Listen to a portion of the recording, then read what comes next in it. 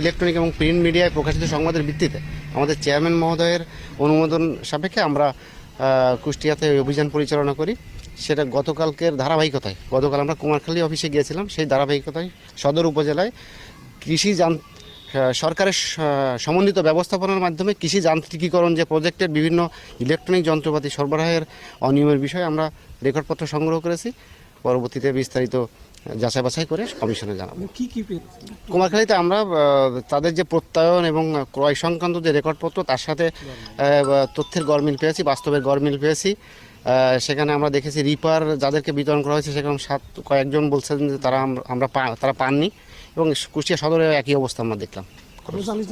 যে আমাদের time frame আছে, আমাদেরকে 48 ঘন্টার মধ্যে দিতে হয়, আমরা সেই সময় মতো আমরা দিয়ে দিব আর কি। এটা রেকর্ডপত্র সংগ্রহ করলাম, যাচাই বাছাই করছে। আমরা প্রাথমিকভাবে সেখানে অনিয়ম দেখেছি, যেমন আমরা কয়েকজনকে ফোন করে দেখেছি, যাদেরকে যন্ত্রপাতি সরবরাহ দেখানো হয়েছে তারা পাননি।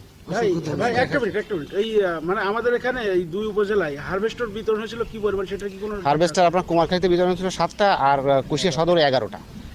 এইগুলোর মধ্যে কয়টাতে আপনারা অনিয়ম পাইছেন?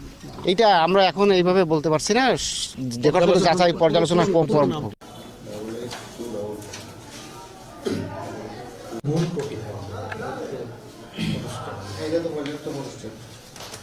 তো আপনি আবেদন করেছিলেন?